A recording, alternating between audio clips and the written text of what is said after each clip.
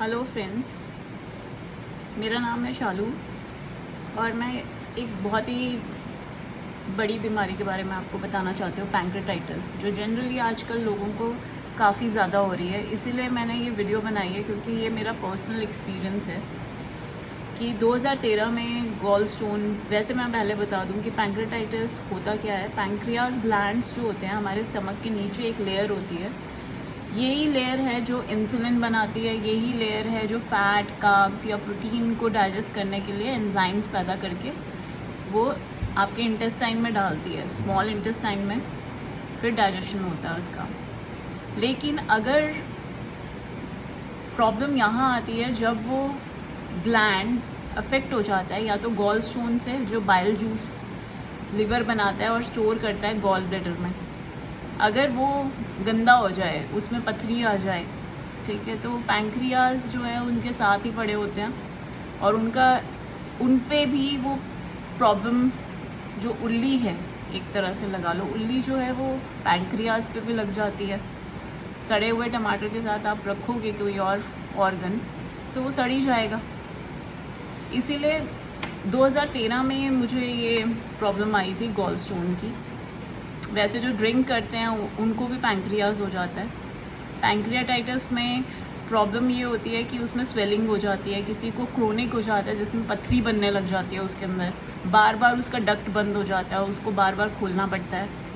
और मुझे जब गॉल स्टोन हुआ था तो मैंने गॉल ब्लैडर तभी नहीं निकलवाया, क्योंकि गॉल स्टोन की जो सिर्फ सर्जरी होती है कि पित्ता निकालना ही पड़ता है आपको, उसका ये नहीं है कि पथरी आपकी किसी भी चीज़ से वो निकल सकती है, मतलब एक्सेप्ट सर्जरी।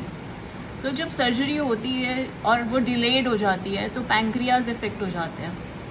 तो पैंक्रियाज, जब जब मुझे पेन होता था, हर साल मुझे पेन अटैक होता था, और जब मैं डॉक्टर्स के पास जाती थी तो वो मुझे बहुत सारे पेन किलर्स चढ़ाते थे, एंटीबायोटिक्स चढ़ाते थे, बट मेरा पेन ही नहीं ठीक होता था।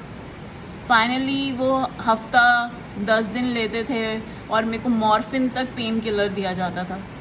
उसके बाद धीरे धीरे वो सप्रेस होता था और उसके बाद मुझे घर भेज देते थे। लेकिन मुझे ना फैट डाइजेस्ट हो रहा था उस टाइम, ना प्रोटीन डाइजेस्ट हो रहा था। सोचो आपकी लाइफ अगर 1-2 साल बिना प्रोटीन के चले जाए, जबकि आपको अपनी वेट का इक्वलेंट ग्राम प्रोटीन लेना चाहिए डेली, आपके प्रोटीन नहीं मिल रहा, आपको फैट नहीं मिल रहा, आपने खाना बंद कर रखा है, आपको एक गोली दे देते हैं ये लोग, जिसको पैंक्रियाज में कि रोज़ लो, वो आपकी बॉडी बिल्कुल ही सुखा देता है, क्योंकि वो उसमें फ़ैट बिल्कुल भी मतलब डाइजेस्ट नहीं होता और आपको काफ़ी चीज़ें एलर्जी करने लग जाती हैं। आप अदरक नहीं खा सकते, आप सब्जी में कुछ भी, अगर आपको थोड़ा बहुत बाहर का मिल रहा है और वो आपको पिंपल्स देगा, एक्ने आने लग जाते हैं, हेयर फॉल होने लग जाता है, बिकॉज आपकी बॉडी में कुछ बचता ही नहीं है।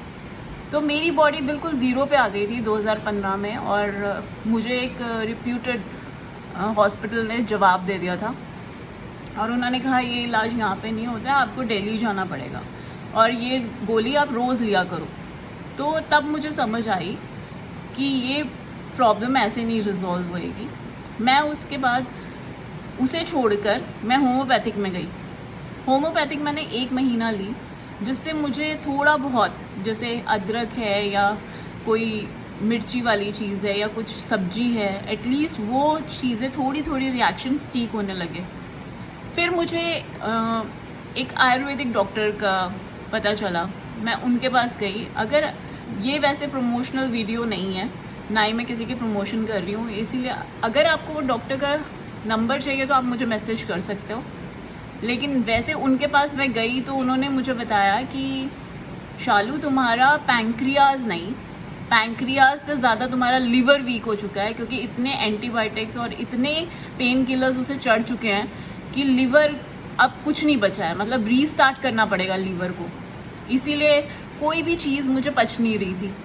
फिर उन्होंने मुझे आयुर्वेदिक दी, और आयुर्वेदिक के साथ साथ उन्होंने मुझे कहा कि हर हफ्ते 1 या 2 दिन तुमने फास्ट फूड खाना ही खाना है, क्योंकि फिर वो आपकी बॉडी उस पर एडजस्ट हो जाएगी, राइट। साथ साथ मैं आयुर्वेदिक लेती जा रही थी, और एक टाइम आया था कि आयुर्वेदिक ने जैसे मेरे को बहुत प्रॉब्लम्स आई उस टाइम। मेरी इम्यूनिटी बिल्कुल ज़ीरो हो गई थी। मुझे चिकनगुनिया 5 बार हुआ उस दौरान।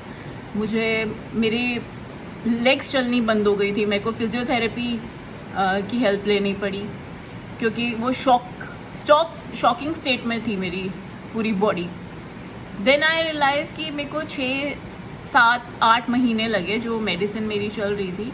उसके बाद जब वो ख़त्म हुई मेडिसिन, उसके बाद उन्होंने मुझे कहा कि वाइट बटर खाओ पूरे का पूरा, जितना आपसे ब्रेकफास्ट में हो पाता है उतना पूरा का पूरा बटर खा जाओ और वो आपको ठंडक देगा। फिर उन्होंने मुझे मुरब्बास दिए और जो आंवले के, हरड़ के, जिस पे वो सिल्वर का वर्क चढ़ाकर या फिर गोल्ड का वर्क चढ़ा के मुझे खिलाते थे।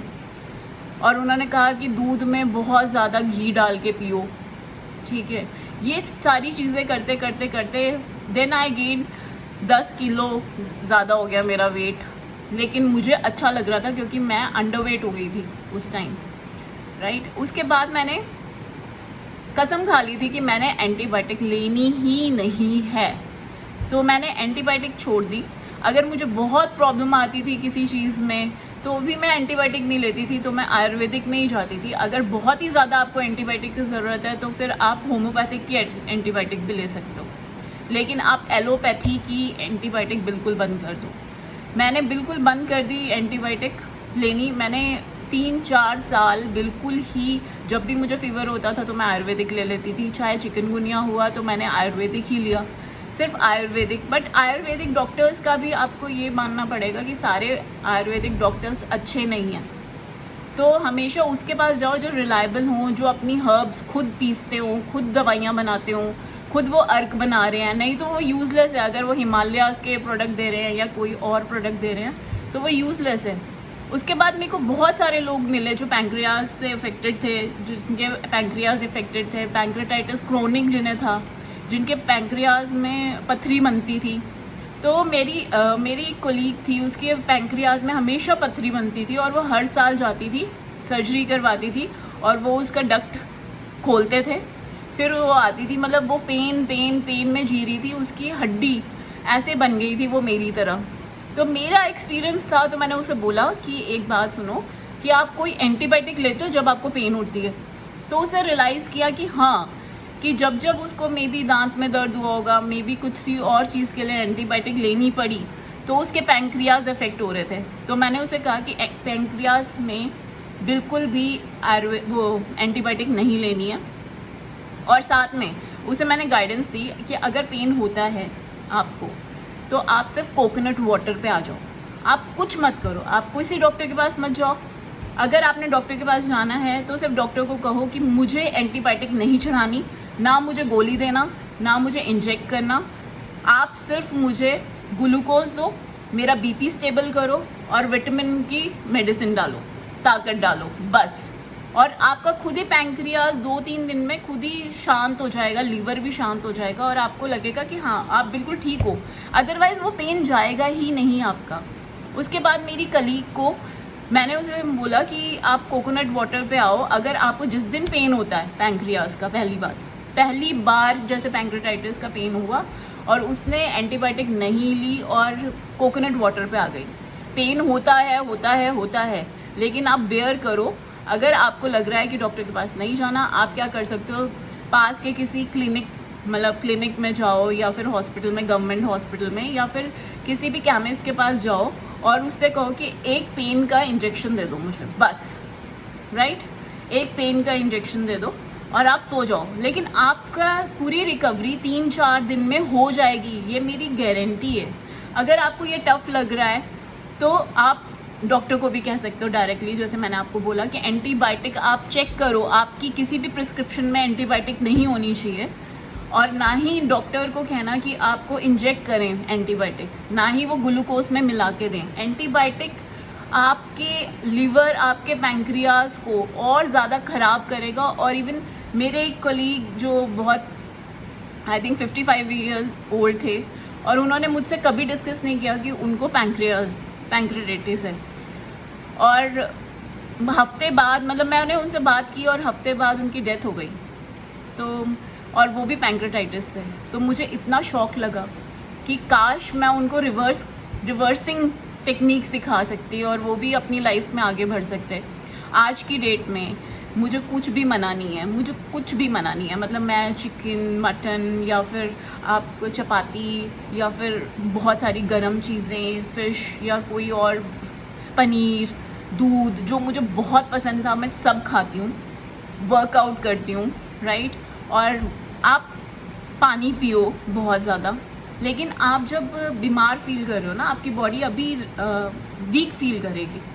जब आपको पैंक्रियास होएगा तो आपको वीक फील होएगा। आप डॉक्टर के पास जाके आराम से, ऐसे मैं क्या करती थी कि जब मुझे पेन हुआ तो मैं उठती थी, मतलब जैसे बहुत सालों बाद मुझे दांतों के लिए लेनी पड़ी एक एंटीबायोटिक, तो मैं डॉक्टर के पास गई और मैंने उन्हें कहा कि मुझे बस ड्रिप चढ़ा दो, इसमें बीपी का स्टेबलाइज़र डाल देना और इसमें विटामिन की दवाई डाल देना बस। और 3-4 दिन में मैं ठीक हो गई और उसके बाद मैं आ गई घर और मुझे कोई भी एनर्जी लॉस नहीं था, कोई भी ऐसे वीकनेस नहीं थी उसके बाद।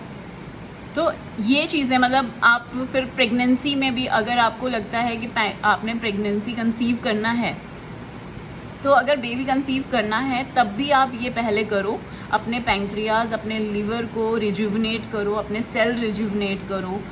और अगर हो सके तो धीरे धीरे डीप ब्रीदिंग करना शुरू करो, वो भी सेल रिजुवनेट करता है। लेकिन जिस टेक्निक से मैं कह रही हूँ उस टेक्निक को अगर आप अपनाओगे तो पैंक्रियाज बिल्कुल ही दूर चले जाएगा।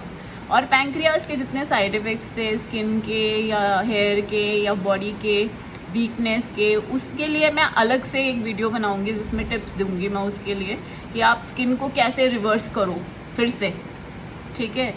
अभी आप पैंक्रियाज को बिल्कुल ही एलोपैथी पे मत छोड़ो। अगर आपको प्रॉब्लम हो रही है, बहुत ही क्रोनिक भी है, तो अभी के अभी, अगर आप हॉस्पिटलाइज भी हो तो अभी के अभी एंटीबायोटिक उसमें से बंद करवा के देखो। अगर आप कल या परसों नहीं ठीक हुए तो मेरा चैनल जो है बंद करवा देना, राइट। इतनी बड़ी गारंटी दे रही हूँ कि मैंने लाइफ में बहुत कुछ सहा है और मैं नहीं चाहती कि किसी और की भी ऐसे ही लाइफ जाए। और आगे भी मिलती रहूँगी, कुछ और भी टिप्स लाऊंगी जो मैंने अपनी ही रिसर्च से अपनी ही लाइफ को चेंज किया है। तो गुड बाय।